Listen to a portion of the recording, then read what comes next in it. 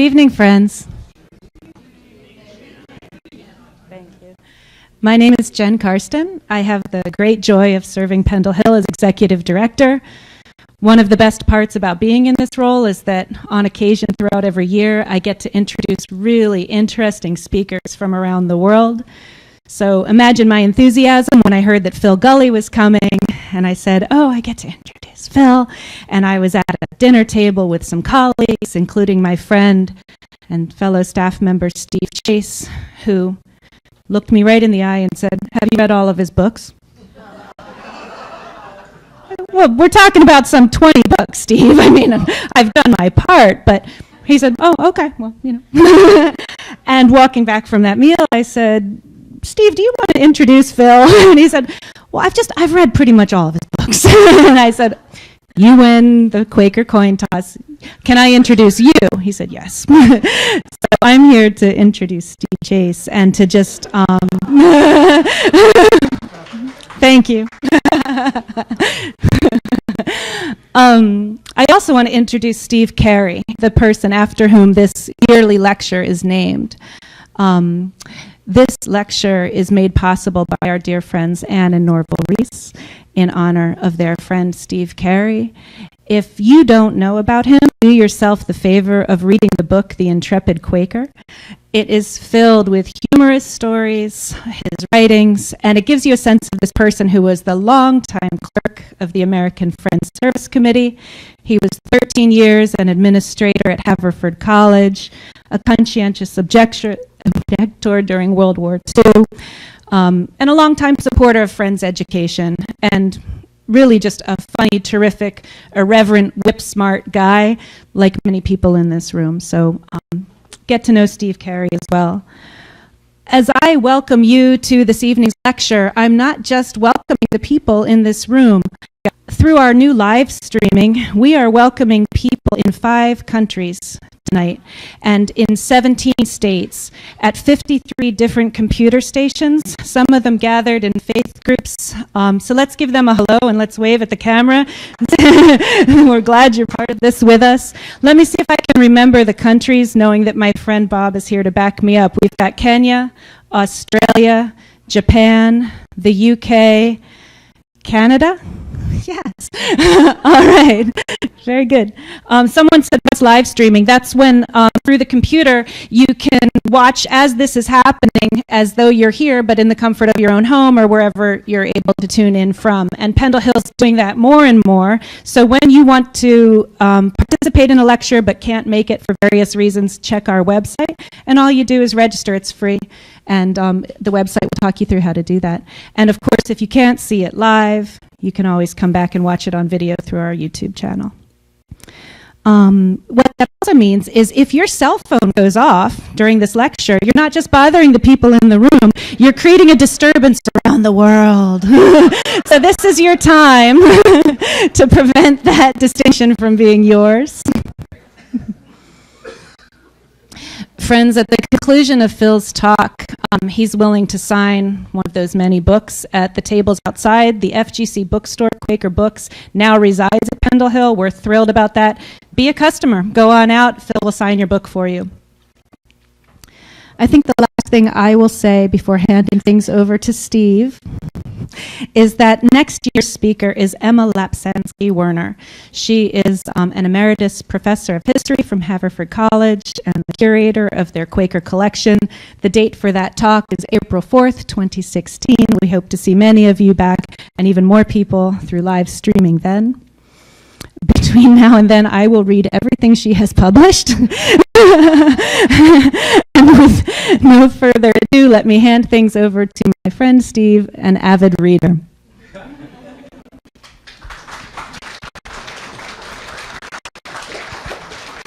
Thank you all, and thank you, Jen.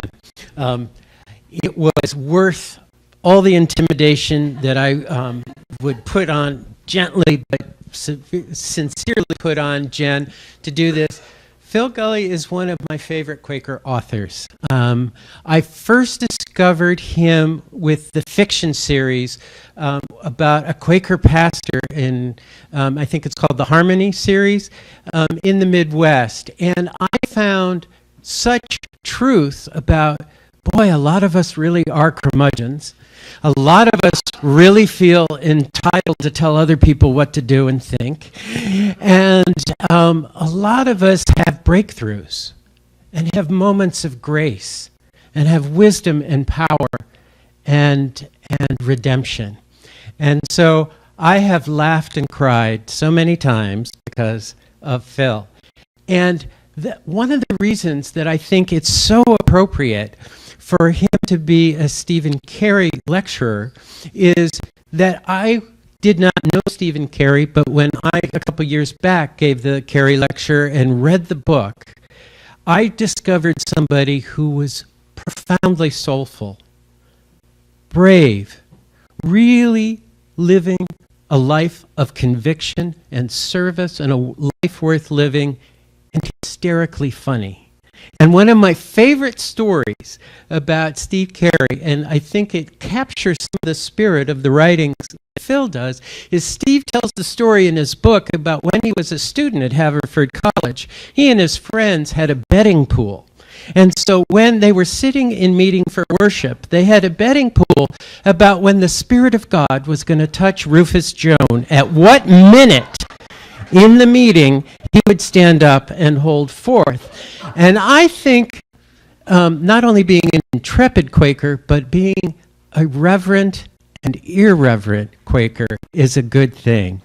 And I have discovered that time and time again, reading Phil's books. And I loved when I found out, oh my God, he's written all these theology books, and he has the if books, and I love the if books.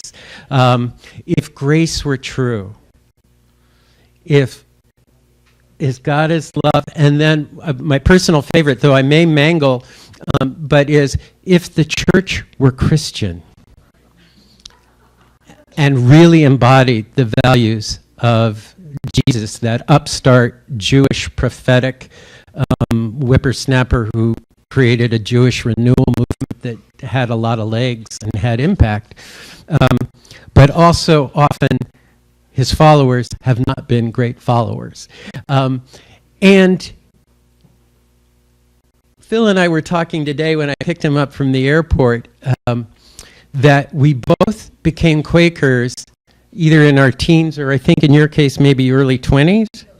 17, and I was 13. And so I became a Quaker in Illinois, and I didn't know that pastoral friends existed. And Phil became a Quaker when he was 17 and didn't know that unprogrammed friends existed. Turns out we can have lunch together. Everything was fine. We had a lot of common ground. It wasn't a problem.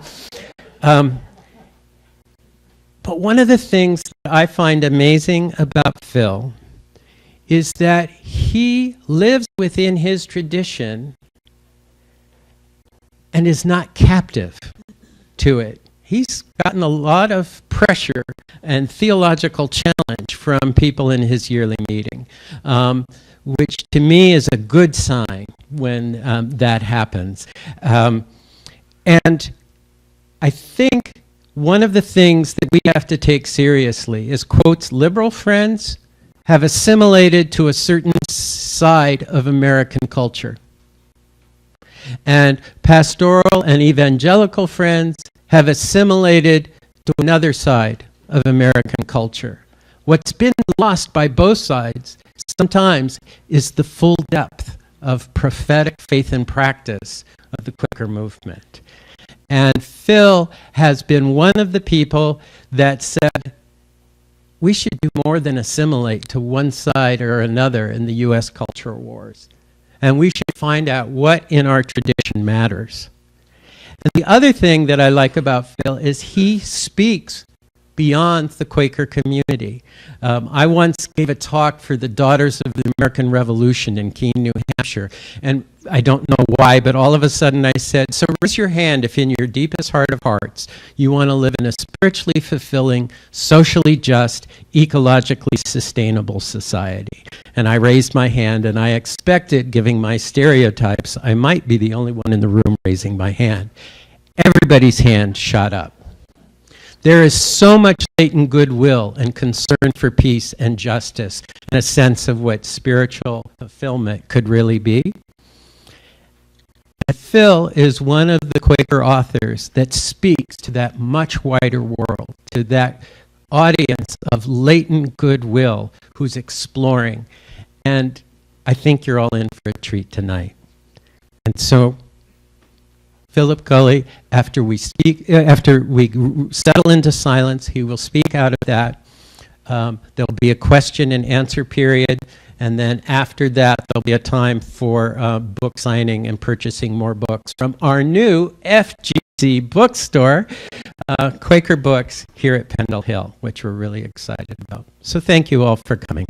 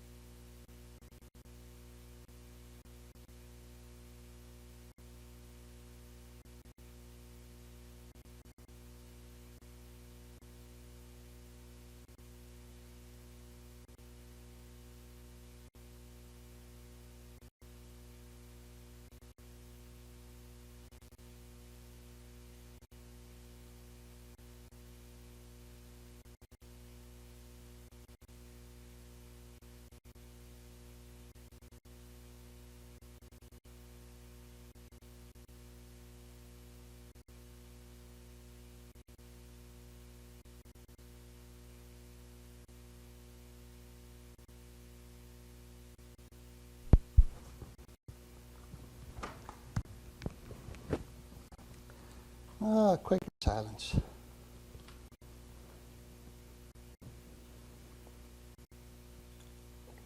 I used to sit in the silence in my Quaker meeting and think about God, and now I think about my granddaughter. She's got big ears. She's 4 months old, and my favorite view of her is from the back because her little ears stick out and you can see light shine through them, and she just looks beautiful. I'll show you all pictures later. And Steve, thank you for your kind words. I haven't had that many nice things said about me since I was speaking at a church last month and the pastor was sick and I had to introduce myself. Thank you.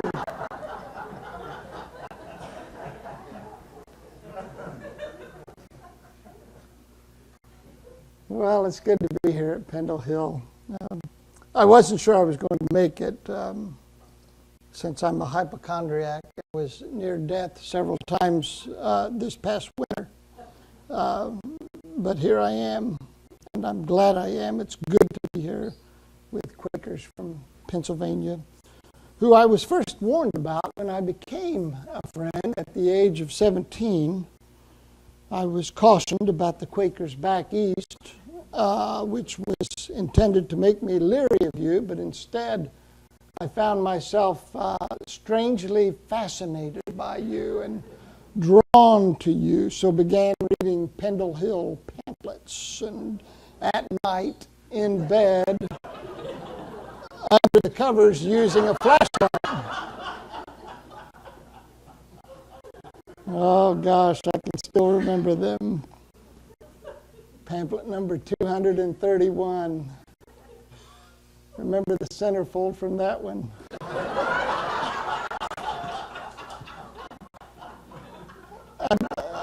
I began attending Danville Friends meeting. Back then they called it a meeting. Now they call it a church. It has a steeple and a somewhat ironic stained glass rendering of George Fox. Of all persons to be memorialized in stained glass, but there it is.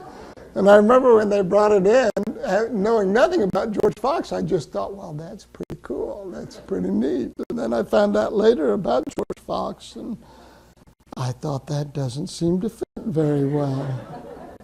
But I began there with them, and they were wonderful people. And I was in their good graces for 26 years until I wrote a book about universalism, and which prompted them to send a minute to our yearly meeting asking that my recording be rescinded as a pastor. And they were very nearly successful. I was up against the ropes, taking shots to the chin every yearly meeting for 8 years. And in the 8th year, the bell rang, and I was spared. And several meetings, Daniel included, left Western Yearly Meeting, which saddened me then and saddens me now. Over the issue of universalism, what a curious position for a friends meeting to take and to defend that God is for some people more than others. It didn't make sense to me then and still doesn't. It reminded me why universalism is so important, this conviction that God is unswervingly committed to the well-being of all people, of all creation, and why that's so important for us to remember that. For once we can sign a group of people to hell, we give ourselves tacit permission to treat them like hell. And as evidenced by Indiana's infamous gays can't eat here law, which wound its way through our legislature and about 6 weeks ago was signed into law by our Governor Mike Pence and then mercifully retracted after a global storm of protest. But this is what we're up against in Indiana, though I'm happy to report the tide is turning there. In a recent poll, our legislature and governor had a lower approval rating than venereal disease. So that's good. I'm glad to see that trend. It's been difficult there. But how did all this begin? How did all this begin? Would you be surprised to learn that the same cultural factors which gave birth to Programmed Friends also gave us, some 150 years later, the Indiana legislature? The very same cultural factors. It all began after the Civil War, when the Civil War ushered in what historians call the Third Great Awakening. Americans flocked to churches, mostly because many Americans believed that the Civil War was a sign of God's judgment against America, and that repentance was needed and right relationship with God was required, and churches began bursting at the seams. New religions were born. Mary Baker Eddy founded the Christian Scientist movement. The Salvation Army arrived in America. Charles Taze Russell began a student Bible study which became the Jehovah's Witness, one of the fastest growing Christian denominations in the world. In New York, Felix Adler began the Society for Ethical Culture, fueling the growth of Reformed Judaism. In the Methodist Church, the holiness movement spread like wildfire, sweeping through the Midwest, which also gave rise to the holiness movement and Pentecostalism. In my home state of Indiana, people arrived at our Quaker meetings in droves, unequipped to adequately Quakerize the new members. Persons in each meeting were selected, called out by the monthly meeting to teach these newcomers the tenets of Quakerism. Gradually, one might almost say inevitably, taking its cue from other denominations in the area, this role of instructor gradually evolved into that of pastor. And at my own meeting, Fairfield Friends meeting, which began in 1826, we had our first pastor, a woman by the name of Sarah Woodard, who became our pastor in 1892. I preached from the same pulpit she spoke from for 14 years. She was 4 feet 10 inches tall, and the pulpit was this tall. And so I learned to speak there just down like this. But I knew none of this history with friends and all of these cultural influence. I knew none of that in 1982 when I first informed the members of Plainfield Friends meeting, which I attended at the time, that I wanted to be a Quaker pastor. I just stood up in meeting one Sunday and said, I feel led to become a Quaker pastor. And people nodded and largely ignored me. But a woman there named Annis Carter said to me, Steve, in all the years I knew Anna, she always called me Steve. She never got my name right. Steve, she said, one does not stand in meeting to inform the meeting that he or she is called into ministry. The meeting observes gifts for ministry and encourages the person to take it up. And I said, oh, I didn't know that. And I apologized to Annis. And she said, that's all right, Steve. And so I said nothing about it. I just stopped talking about it. And then 2 years later, in 1984, Annis Carter, while serving as an elder at Plainfield meeting, approached me and said, we believe, that is the elders, that you have gifts for ministry. Would you consider becoming a pastor? And I was working at the time at an electric company, Public Service Indiana, now Duke Energy, and as a computer operator. I'd gotten that job right out of high school after passing, I don't know how, an aptitude test that indicated I had math skills. I still don't know how that happened. But I did, and it was a good job. So I quit that job, went to Marian College, where I majored in theology and sociology and the sociology of religion. And then I enrolled at Christian Theological Seminary and the Earlham School of Religion and received a Master's of Divinity degree. I returned to Plainfield meeting the Sunday after I graduated from seminary. Plainfield invited me back to speak. So I spoke after meeting for worship. Annis Carter approaches me and he says, Steve, perhaps we were mistaken.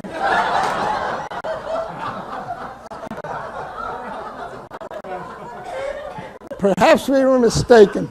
But by then it was too late. It was too late because I was in love. I was in love with the work.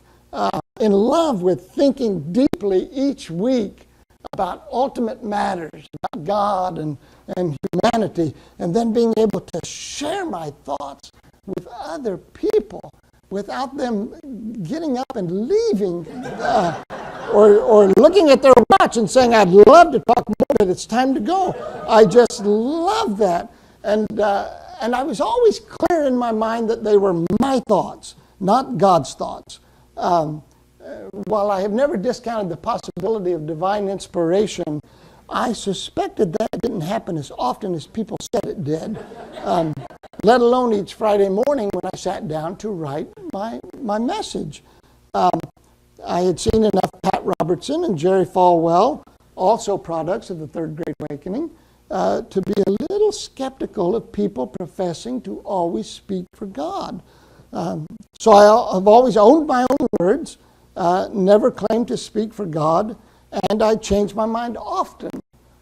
Sometimes within the very same sermon, I find myself arguing against the point I had just made, because I've always believed it was my job to open the door to thought and to keep it propped open, lest the door slams shut and our minds with it. But my tendency to change my mind often irritates my readers. In 2003, in the book If Grace is True, I wrote about heaven as if I had vacationed there in the summer for years and knew every back street of it. I spoke with familiarity that I simply could not possibly have known. 8 years later, in 2011, in my book, The Evolution of Faith, I expressed doubt, misgivings about the afterlife. I, after all, haven't been there. What kind of authority do I have to speak about it? And apparently there are people in the world whose job it is to make sure the rest of us never have a fresh thought, never have an evolution of faith, never change our minds. And I receive letters from them on a weekly basis taking me to task for changing my mind. Just last week in an email, I was told I couldn't change my mind because it led to confusion. I'm not sure whose confusion she was referring to, hers or mine. I spent a good portion of my life confused and have grown accustomed to it, and some days I'm even fond of it. Just it isn't confusion that bothers me, it's its opposite. I fear certainty, closed minds, walls without windows. Religion and certainty are dangerous partners, even if that religion is centered in God's love. I've even seen people go overboard with that. Now, I believe God's love, but I try not to be dogmatic about that, since I think every now and then, in the face of some great, horrific evil, God ought to be free to unlimber her wrath. Who am I to tell God that can't be done, just because it's inconsistent with my view of God's nature? It's a bit like when our children were small. My wife and I were opposed to corporal punishment, opposed to spanking our children, and we told everyone that except our children. I don't believe God is violent, but there are some people I forget to tell. M. Scott Peck, in his wonderful book, People of the Lie. How many of you have ever read that book? Great book if you're trying to understand human evil.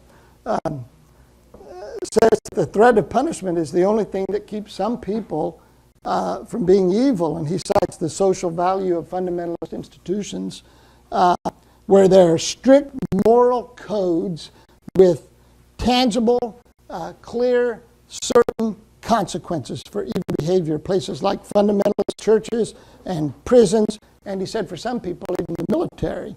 Peck said these institutions, again, not that everyone in that institution has that level of morality or has that fear, just that sometimes people like that tend to be attracted toward fundamentalist, rigid, morally rigid institutions. And he said these institutions play a very important role in society because some people are incapable of self-control, and without the threat of external punishment are incapable of moral behavior. So I believe God is love, but there are a few people I have neglected to mention that to. If I met Rush Limbaugh tomorrow, I might suggest to him that God isn't all sweetness and light. And he might want to think about that the next time he calls a college student a slut for using birth control. Just throw the idea out to him. But enough about theology. And enough about Rush Limbaugh. Let's turn to the thought on all our minds, this historic dissonance between programmed and unprogrammed friends. And let me dispense with some stereotypes. Not every programmed friend is religiously conservative, nor is every unprogrammed friend a flaming liberal. Let's begin with that admission. Can I do that safely? Okay. I was visiting an East Coast unprogrammed meeting last year and was told they hadn't yet taken a same-gender marriage under their care because they lack clearness on the matter. And I know pastoral meetings and ministers in Friends United meeting who are performing same-gender marriages right and left. So let's dispense with the stereotypes because they simply no longer hold. Our Quaker communities are simply too diverse. I recently received on the very same day, within an hour of one another, 2 emails.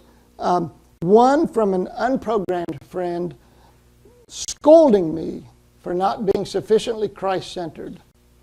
And the other email from a programmed friend urging me to stop using the word he when referring to God. I had slipped and used the H word in this person's presence, and they were taking me to task on it. And the stereotypes, I thought, boy, the stereotypes no longer hold. We're simply too diverse. Now let us consider that most notorious Quaker of all, the Quaker pastor. I've been one for 31 years and want to assure you that the deepest fear you've ever had about Quaker pastors, that they can be domineering, power-hungry, and self-important, is true. That is true. I have known some Quaker pastors whose leadership was so poor, they have snuffed the life from every meeting they have ever been a part of. I won't name names, though it would certainly make this talk more interesting.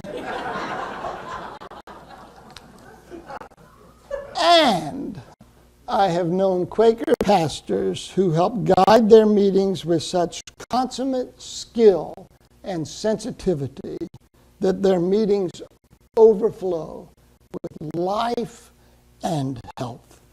I'll name a few of them. People like Jack Kirk, who I think grew up in Philadelphia Yearly Meeting, now retired. Deb Zeus and Sheila Hoyer at Greensboro First Friends. David Bills at New Garden Meeting. Scott Wagner at Deep River Friends. Ruthie Tippin at Indianapolis First Friends. Jennifer Silvers, who serves as my co-pastor, the co-pastor of Fairfield Friends alongside with me. Wonderful, bright, sharp woman. Frank Massey at Jamestown Meeting. Kathy Harris at Spiceland Friends, a rural meeting in Indiana. Very bright lady. Wonderful pastors, all of them, deeply committed to the Quaker testimonies, empowering and equipping the meetings they belong to. Not a tyrant in the bunch. There are many more I don't know in every yearly meeting in every country where programmed friends are found. I've been amazed at the caliber of leadership I've encountered, even as I have sometimes lamented the destruction wrought by others. None of these people have become rich doing what they do. After pastoring for 31 years, I now earn what I made working at my first job out of high school at the electric utility. I just now equal that pay. That was 35 years ago. So it's taken me 35 years. Gosh, and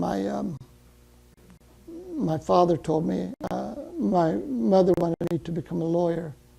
And my father said, don't do it. He said, they work long hours and they don't make much money. And so I became a Quaker pastor instead. But here's what it's like to be a Quaker pastor. I pay all my own expenses. I receive no retirement benefits. I did receive a retirement benefit, but now it's means tested, and so that blew that. No health care. I've never received health care. Never received the employer match for Social Security. Ironically, I make more money writing about fictional Quakers than I do serving real ones. And I'm not complaining because I'm one of the lucky ones. I'm really fortunate. Unlike many Quakers, I've been able to fund my own retirement and own a home. But I've been expected to live in parsonage where I can stand in the kitchen and look through a hole in the ceiling up into a bedroom in the upstairs. It was so decrepit. I lived for 10 years in an area where the crime rate was so high that we left our doors unlocked because they were kicked in so often by burglars that it was just cheaper to leave the door open and have our things stolen than it was to have to get a new door and new windows when burglars couldn't come in. So this is all to ask you a favor. Please don't refer to us as hireling ministers. If by hireling you mean somebody who's only in it for the money, because there is no money in it. I wish there were, but there isn't. There is joy. There's lots of joy and meaning and purpose and the occasional heartache and headache, but no money. I've been thinking about why that is, and when I engage friends about that, they always mention their smaller numbers and that they've never been able to, and I understand that this too is an issue among our program friends, whenever we hire staff for our Quaker institutions, that there simply aren't enough Quakers to underwrite the salaries that they would otherwise like to pay. But I think there might be something else at stake. And I think it's because although programmed friends employ pastors, they continue to be skeptical to some degree about a pastor's necessity. I have often been told at my meeting, which is a very healthy, loving meeting, I've been there 16 years, we get along well, but I've been reminded from time to time, don't forget, we know how to get along without you.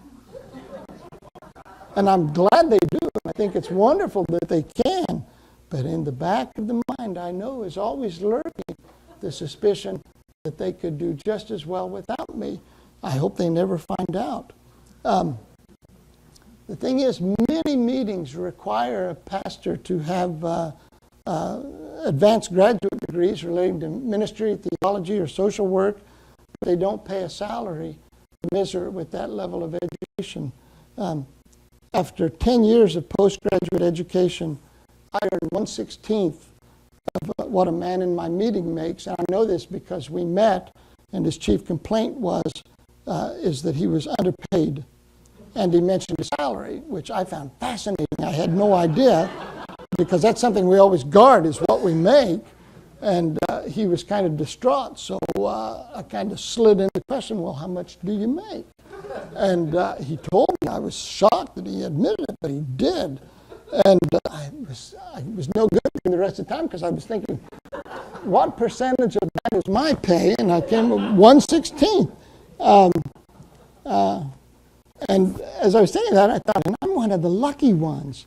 A pastor is able to do what he loves because he's found a way to subsidize and kind of underwrite his ministry.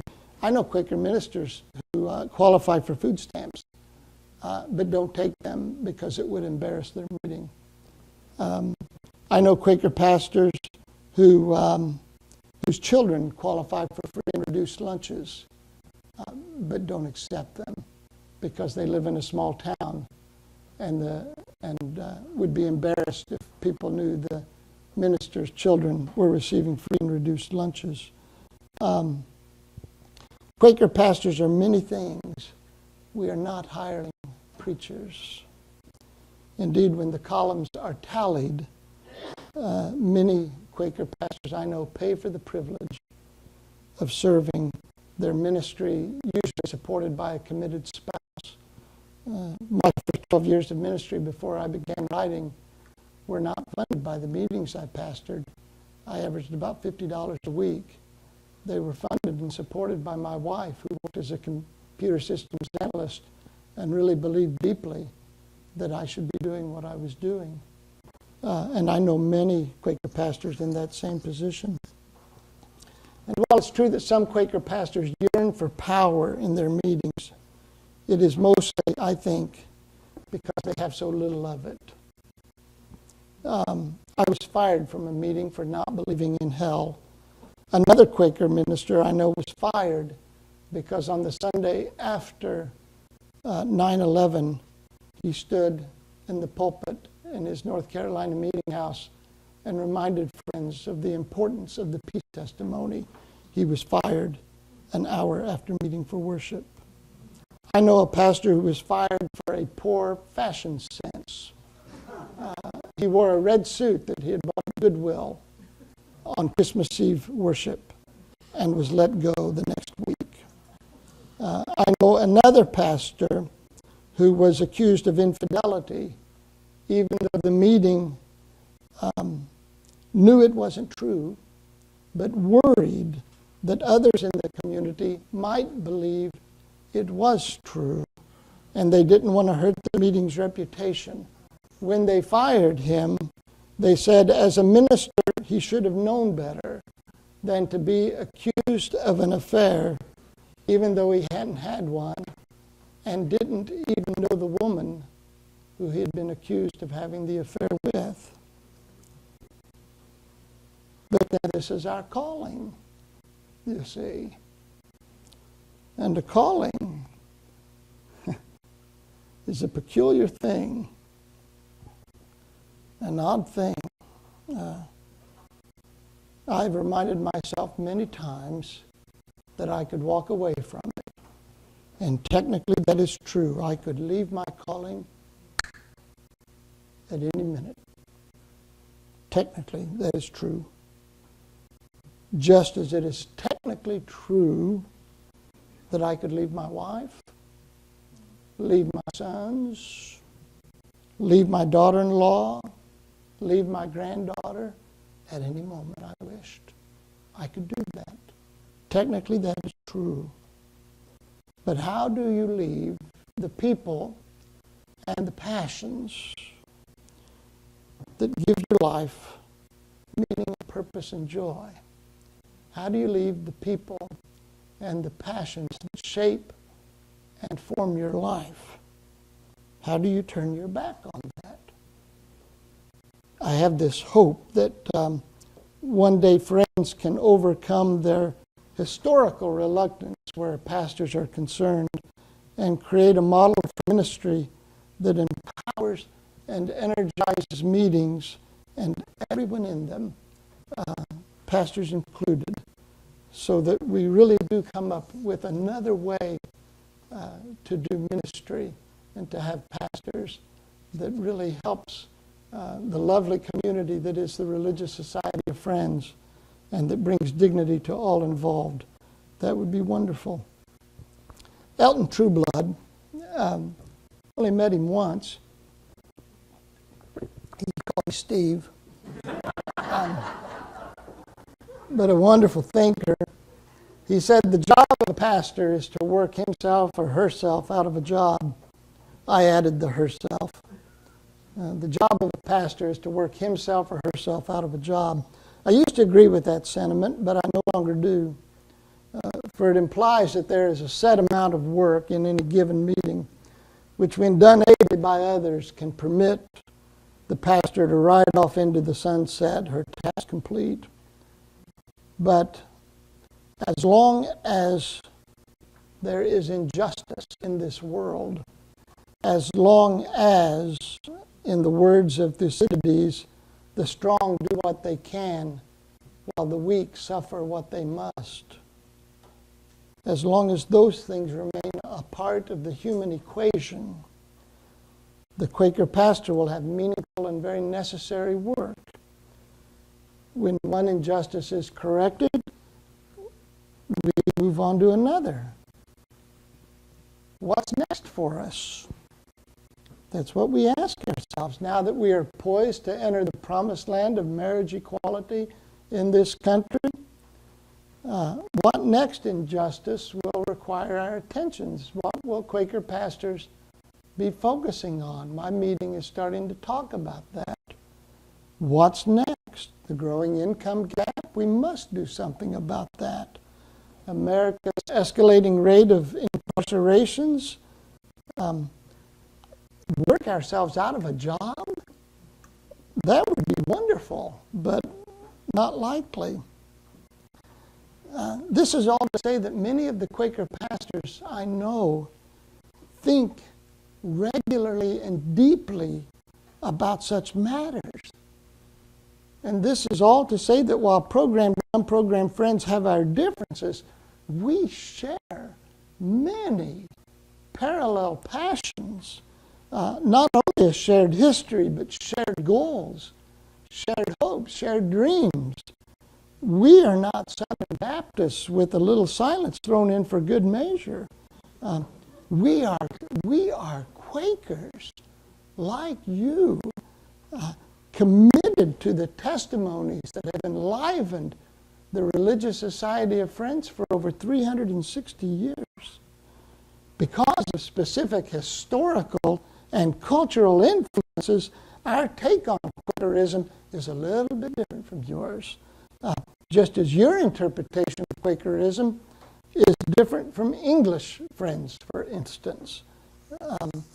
There isn't a Quaker meeting anywhere that can be divorced from its culture. At the risk of overgeneralizing, it is my observation that political liberals create, this might come as a surprise to you, but political liberals tend to create progressive meetings. This might be an overgeneralization, but I generally find it's true, and I will do that by taking a sample quiz here, a simple test. How many of you intend to vote for Ted Cruz for president? Okay, all right. See what I mean now. These meetings tend to be located in areas where income and education levels have been historically high. We know that oftentimes, not always, but we do notice a correlation between education and one's political views. We just know that. Social traditionalists create conservative meetings. It's no surprise we find such meetings in the small towns and rural landscape of the Midwest. The members of both meetings believe God prefers it their way. Just as African friends believe God delights in robust singing and preaching, while a friend at Central Philadelphia meeting might believe God prefers silence. I believe God is perfectly capable of enjoying both silence and song and incense and Gregorian chants and baseball and jazz. My wife is utterly convinced God even likes coffee. While I know beyond the shadow of a doubt that God prefers Diet Pepsi just like me. The point is this. Let's stop acting as if we had a hand in our births. As if after careful consideration we chose parents who valued education and economic stability, parents who lived in places teeming with economic opportunity. We can't be like the man I know who was born on third base and believes he hit a triple. There is no room for smugness in the things of God. This means that those of us who are more liberal friends can no longer pity our poor, benighted, conservative Quaker cousins. And it means that those of us who are conservative friends can no longer act as if we are spiritually superior to our Wiccan-loving, Prius-driving Quaker kin back east. Spiritual elitism is a luxury the Religious Society of Friends can no longer afford. We can't afford it. Several years ago, I gave a lecture at DePaul University, Methodist School in Indiana, great school, right down the road from where you spent some time growing up. You went to DePaul. Great school, great school. So they had an annual lecture, and I was invited to speak there. And then the following year, Marcus Borg. How many of you have ever read Marcus Borg? Oh, great guy. So he was invited to give the lecture, and the people sponsoring the lecture, the organizers, called me the week before and said, hey, would you like to go out to dinner with Marcus Borg? Oh, boy, would I? Yes, thank you very much. Marcus Borg was, may he rest in peace, Episcopalian, so we talked about Episcopalians for a little while. He's married to a priest, something he never anticipated happening in his wildest teenage fantasies. One day marrying a priest, but there you go. And so we talked about that. And then he said, well, tell me what's going on among Quakers in Indiana. And a meeting in Indiana had recently permitted water baptism, and I had worked myself into a tizzy about it. I was so upset about it, and so I told him about this great apostasy roiling the waters of Indiana Quakerism. And Marcus Borg rocked back in his chair and looked at me and he said, Christians baptizing one another? He said this in mock horror. He said, the end is near. And I was kind of taken aback by his response because I had wanted sympathy. I had expected kind of a sad smile, a knowing shake of the head at what had become of Indiana Quakers. Indiana Quakers were being torn apart by this after all. Why didn't he take that seriously? But as I thought about it, not immediately, initially for the first couple years I was mad about it. And then as I thought about it, I began to wonder why I was taking it so seriously. What was it to me if Quakers at a meeting wanted to immerse someone in a swimming pool? Was it actually a harbinger of the apocalypse? I had made it out to be we were killing Iraqis right and left at the time, but enough about that. What are we going to do about Quakers getting wet? Jeez. So I just had this horrible smugness about it. Which, of course, just kills the community. I have a theory. It's not scientific because I'm too lazy to do that. So this is a theory born of observation. But I've seen it enough as a pastor to suspect it's true because that's the neat thing about being a pastor that they never tell you about in seminary. You get to learn all the family secrets. And it's fascinating if you're nosy like me. I walk into my meeting and I see all these people and I know the intimate details of their life, and it's absolutely fascinating. And I can even write about it, but I have to change the names, of course. But here's my theory. Every family fights. It's true across the board. Every family fights. Every family has disagreement. The difference is how healthy and unhealthy families disagree with one another. That's the difference. No family is exempt from dissension. My family of origin, there were 5 of us kids, and mom and dad, and my little brother's gay, and light prevailed in Indiana, and it became legal for him to marry his partner of 26 years. And they did that last Saturday. I performed the ceremony along with their Methodist pastor, and it was a wonderful day. But one of my brothers did not attend because of his religious objections. Now, I have a pretty healthy family, and we were all furious with him, and we all went to his house to tell him so. We made it clear what you're doing is wrong, and you need to stop it. You need to be present for your brother's wedding, who was present by God for your wedding, and you need to be there. Nope, not going. And then I said, well, we're going to have a party afterwards at my house. Will you come to that? He said, oh, sure, I'll do that. And so that's how you work it out. Unhealthy families separate for the slightest reasons. Keep this in mind when you think about Quaker history. And what we consider to be central, and now what we consider to be central then to the faith, and now we look back and we think, oh, I can't believe it. I can't believe it. Unhealthy families will separate for the slightest of reasons. Healthy families find a way to express disagreement without tearing one another apart. Unhealthy families, you see, they go from calm to rage in 5 seconds. Healthy families disagree, but when they disagree, they make sure what they're disagreeing about is significant. Is significant. And their arguments are worthwhile, involving important matters. And when they fight well. They're good fighters. And part of that is to remain committed to one another. To read the history of friends is to face the uncomfortable realization that the issues that have separated us are, in retrospect, so minor as to be embarrassing. We seem incapable of letting anything slide. You don't believe in gay marriage?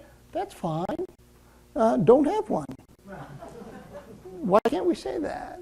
You don't believe in water baptism? That's fine. Don't have one of those either. You believe the Bible is the inerrant Word of God? That's fine. I once believed that too. You're an atheist? That's fine. I have a son who's an atheist. That doesn't shock me. Your meeting employs a pastor? That's fine. Our meeting doesn't. What's for dinner? You call God she? That's fine. Why should men get all the blame? Your meeting allows Wiccans to join? Well, that's fine. My meeting welcomes adulterers. When did we start thinking the religious society of friends would be well served by legalistic nitpicking? We tolerate everyone but one another. And why do we continue to give such inordinate power to people in our society who are so unhealthy? It's like we all got together and decided the best person to lead us was Donald Trump. For crying out loud, are we that desperate? We have a lot of intelligent people. Let's start shifting some of the power. I love the concept that the old Quakers had about weighty friends. There's something to that, about someone having some moral authority in a meeting, not because of a position they might hold within the meeting, but because of the beauty of their life and their obvious wisdom and compassion for the world. Just remember, I'm a pastor. You didn't think you were going to get out of here without a sermon, did you? Here's some interesting news. 72% of the people who take the Belief-O-Matic quiz on BeliefNet.com discover the church they should seek out. You take this test to find out what denomination you are. So you fill out, I think it's 10 questions, and it tells you what you should be. And I took it, it said Unitarian or Liberal Quaker. I thought, great, I'm right home. 72% of the people who take that test are told they should seek out a Quaker meeting. 72%. That's incredible. We get people at our meeting all the time. They say, where did you hear about Quakerism? They said, well, I went on the internet. I took a test. And it told me I was a Quaker, so here I am. I said, great. So let's suppose they wander into a Quaker meeting wide-eyed, a bit tentative, a little scared. You know how it is when you go someplace different that you've never been before. What will they find? Will they find a people passionate about worthy things? Or when they ask where the pastor is, will they be given a lecture on the evils of clergy? If they should enter an evangelical friends meeting, will a profession of faith be required? Or will they find a home, a haven, a place to grow and learn, a community that will expand their hearts and minds? What will they find? And while I'm on the subject,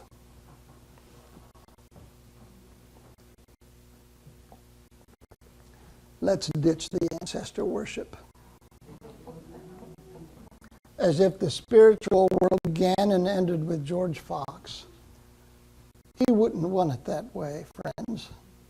Let's evolve. Isn't it interesting that in every other field, law, medicine, science, we welcome advancement and progress, but in religion we continue to insist that truth reached its zenith 2,000 years ago or 360 years ago if we're Quakers, or if we're Mormons in 1823 in upstate New York when an angel revealed the buried location of a golden tablet to Joseph Smith. No one else saw the golden tablet. So we have to take Joseph Smith's word that they actually existed.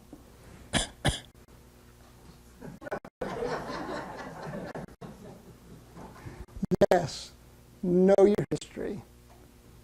Read the journals.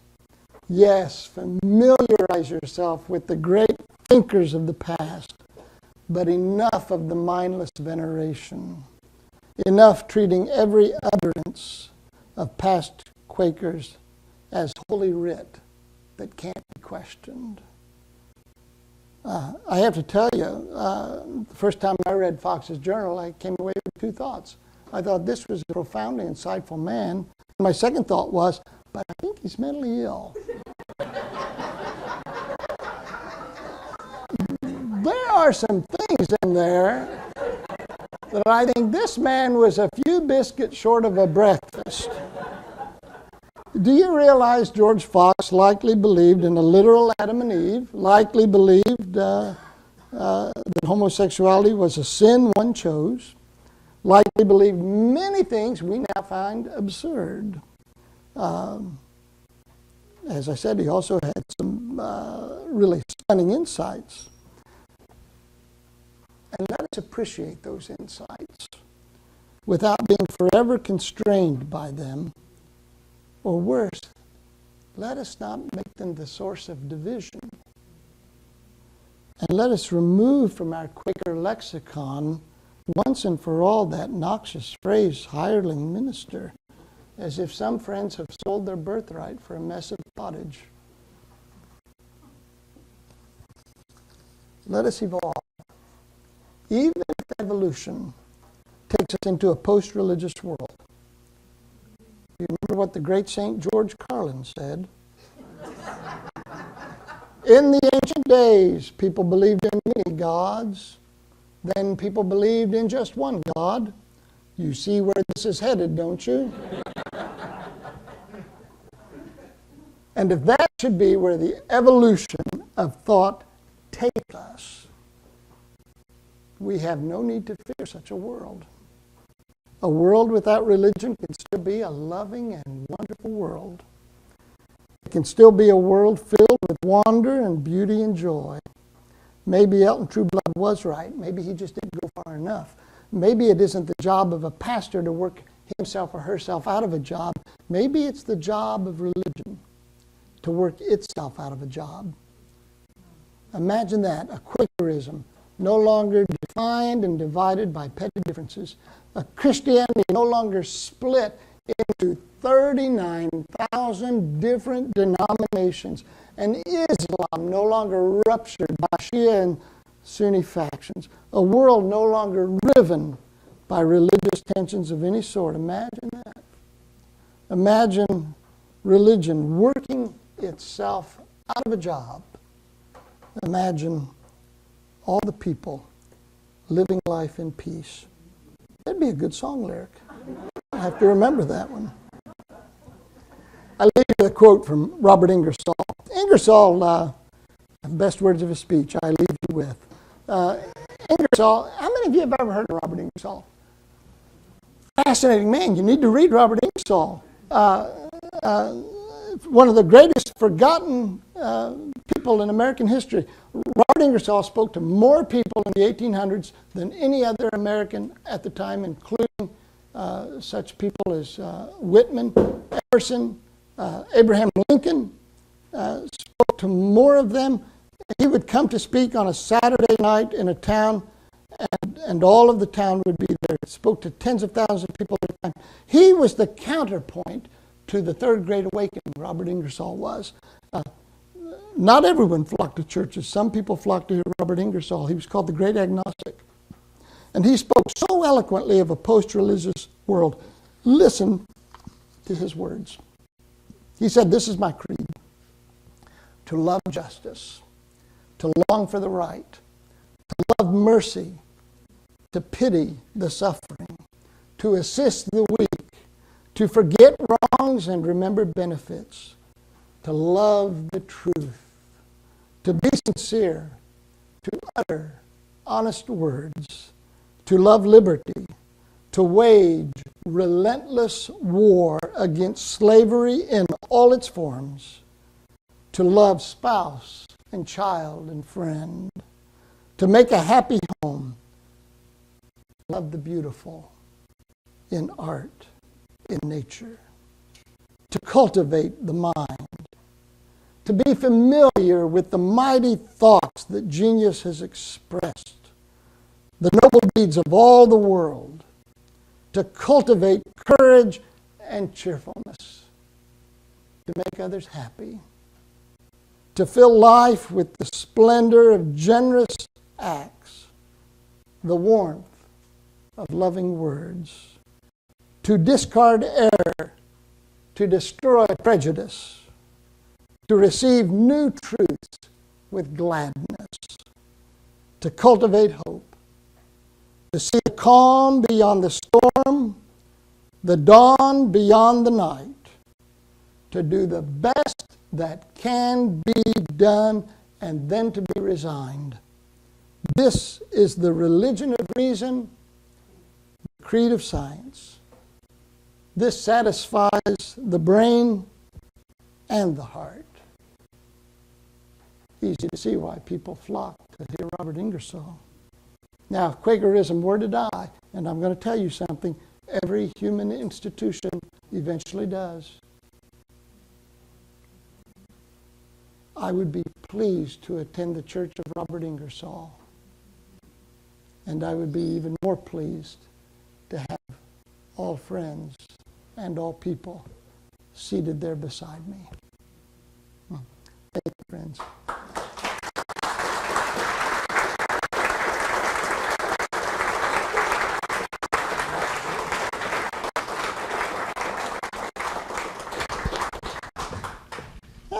So friends, we have some time for questions. Unfortunately, not for the people in live streaming, but for those of you here.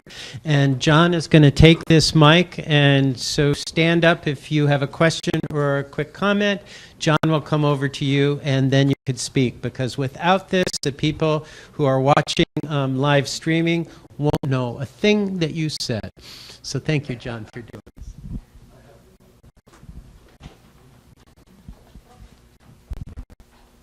Like most, is that okay? Like most Quakers, I want to disagree a little bit with what's being said, and I did, and I can only think I have to pick one, and the thing I want to ask about is your statement that maybe we could get along maybe better, I think you said, or as well, without religion, without any religion. And I just want to ask you to compare it, the world with religion, with what it was before religion in history. Someone used to say that the world changed a great deal when Christ was born. Didn't know whether he was a Christian or not, but he knew the world changed a great deal since that time, after that time. So I'm questioning about what the world would be like without religion. Mm-hmm. Well, my hunch is that if there was a first day of human life, and we know, of course, there wasn't a first day, there was a gradual evolution and unfolding. But if there were a first day of human life, the second day would be the founding of religion.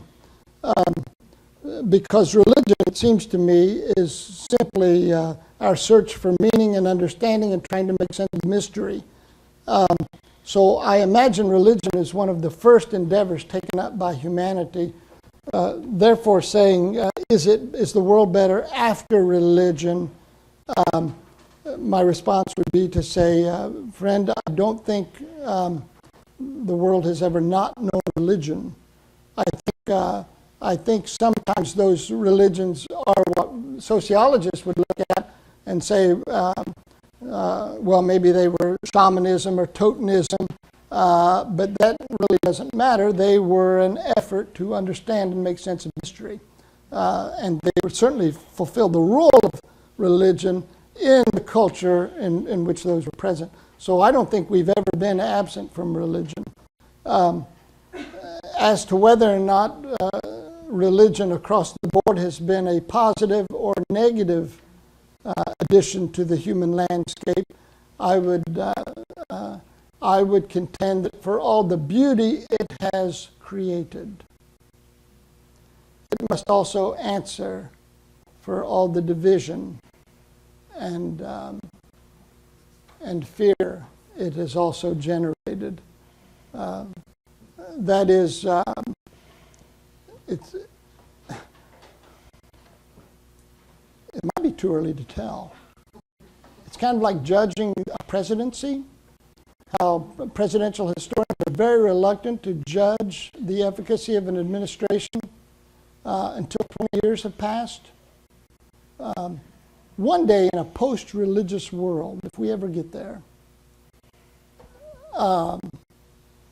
we will be able to discern whether or not religion was generally useful. I can point to many people whose lives have been transformed in a good way for religion, by religion. I can unfortunately also point to many people whose lives were diminished by it. But a good question. Yeah.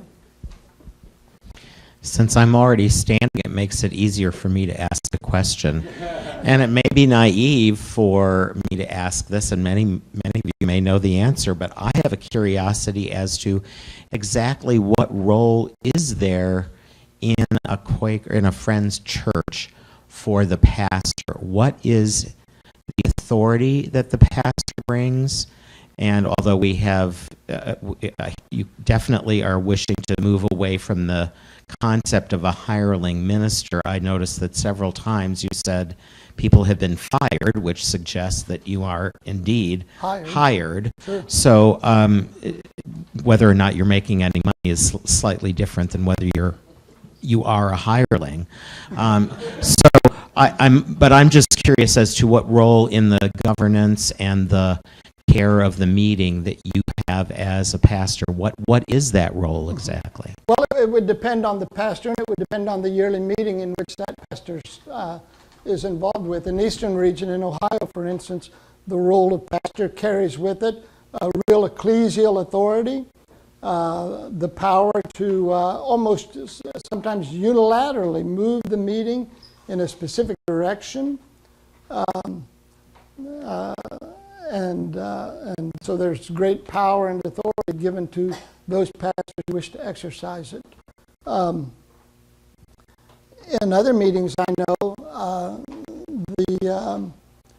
the pastor has no authority at all by virtue of their position, but only after time, if that person has evidenced some insight, then that pastor is then treated like someone else in the meeting who might have insight, and their views are solicited. Quaker meetings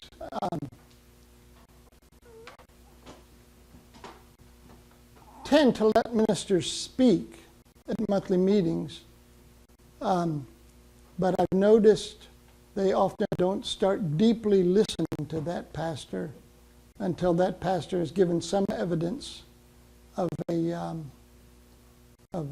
certain degree of wisdom that doesn't necessarily just come to someone because they're a pastor. So there's just such wide variety within Program Friends about the role. I don't want, in my meeting, I don't want power because it's been my observation. My first meeting, I went out gung-ho. The whole meeting revolved around my participation in it, and when I left, that meeting went down the dumpster. It was just terrible, and I learned a very valuable lesson. And so when I went to Fairfield 16 years ago, I resolved that whatever happened in that meeting, it wouldn't be because I was there. That I would take seriously my conviction. And I went there with this understanding that my role there would be to, as I felt called, be prophetic and to be a person of compassion when they were having difficult moments in their lives, that I would be present with them to help them through that. And that is a role I've continued and one I continue to enjoy. And it seems to work out well. But I don't always go to monthly meeting for business. I don't always go to the elders' meetings. And I don't feel I have to, because we have a whole meeting full of capable people who can function very well without my input. Thank you. We have time for maybe 2 more questions. Do you want to call? I've seen both, one over here, one over here at least. Friend? Since I'm here, let's try this one. And then, friend, we'll go to you. Thank you. I'm interested in the notion of, on one hand, Wiccan Quakers, on the other, atheist Quakers. I'm especially interested in the notion of atheist Quakers, if we're looking for that of God in everyone. What is I'm not asking you for opinion, what is the language, what are the words spoken around this issue? What do people say? Well, we have atheists in my meeting, and people understand that the conclusions they have reached, though not shared with most of the members, are nevertheless to be respected. And that it would be, and I do hear the word unquakerly in this context, that it would be unquakerly to censure them, to scold them, and that the consensus seems to be that the best way to approach that is to live the life. And if they find something beguiling and winsome in that life, then maybe they might be open to the source that we friends believe gave birth to that kind of life. So in our meeting, it does not disqualify one for membership. What we ask is a sincere commitment on the part of the person to seek truth, and to do that with great compassion. So it makes for some interesting discussions. Yeah. I think Gilbert Calvert was speaking of the Hicksite Orthodox split when he said that his parents sent him to Swarthmore to find out how the other half lived. His parents sent him to Swarthmore College to find out how the other half lived. But be that as it may be, did you say that some of the Southern Methodists led to Pentecostalism? And would that also go on to include people like the snake handlers? From my understanding, part of the holiness movement that swept America on the heels of the Civil War gave birth to a variety of religious movements, one of which was the holiness movement, centered largely in what would become the United Methodist tradition and the Wesleyan tradition. On the fringes of that exuberance, we began to see movements like the snake handling movements, which was beautifully chronicled in the book Salvation on Sand Mountain, and which is a fascinating book. A reporter who went there was very skeptical of snake handling, ended up joining the church. He said the church had a power unlike anything he had ever encountered.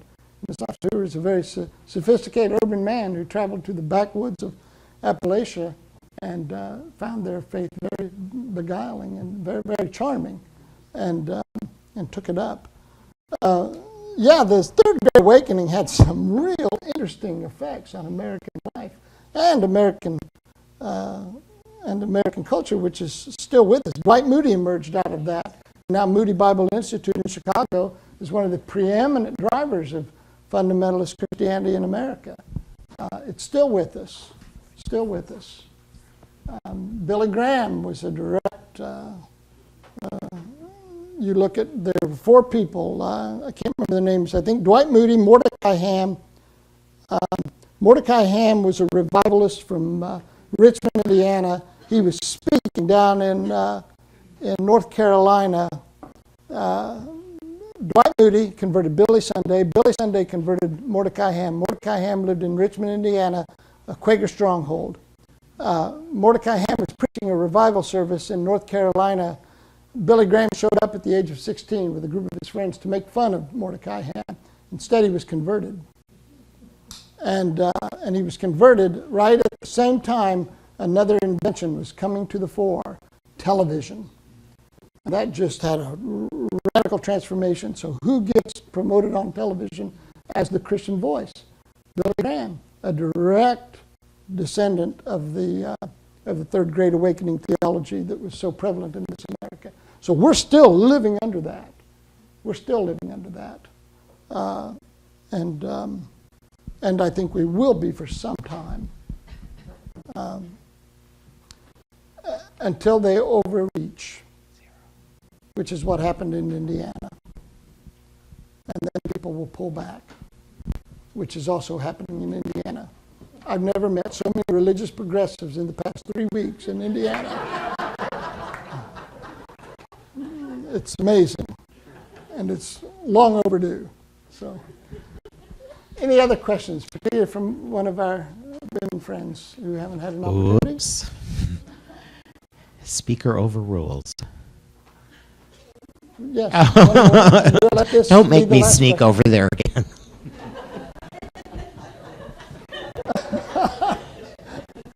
Sorry, but you took it from me. You said toward the beginning of your talk that when you speak, you're clear that you're speaking from your own thoughts. Yes. So I'm just wondering, how is it that you explain or think about where messages are coming from in your congregation? Well, I never say the Lord saith.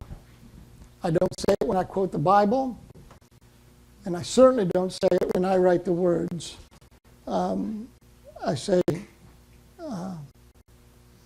after thought and consideration, this is what I believe.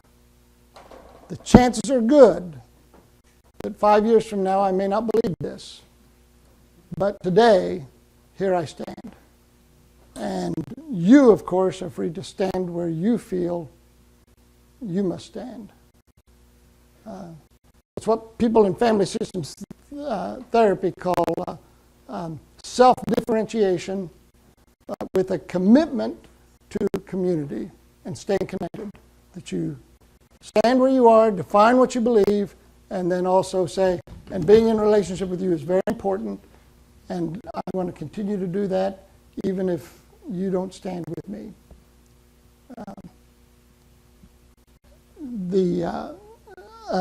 I think probably far too much damage has been done over the centuries by people claiming to speak for God. So I try not to.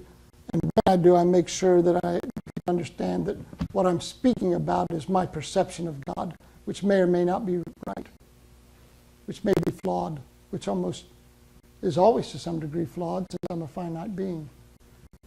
Yeah. So it just helps keep me honest. Yeah. Yeah. Thank you, friends. Yeah. Thank you.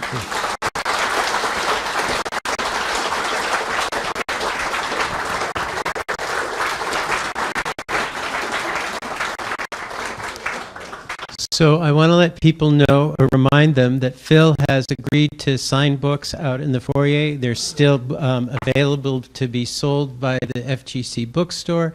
And we are so glad that you all came tonight. And there's one more quick announcement, I think. We should recognize some members of the Cary family over here. Ah, Right. So maybe the reserved seating, we can just quick go around. I'm Joan Cary. I'm Ruth Cary. I'm John Cary, father of both of the four who've just spoken, two girls. And I'm Dorothy Cary. Daughter Steve. That does it? All right. So thank you all so much, and thank you, Phil. Thank you. Thank you. Thanks, man.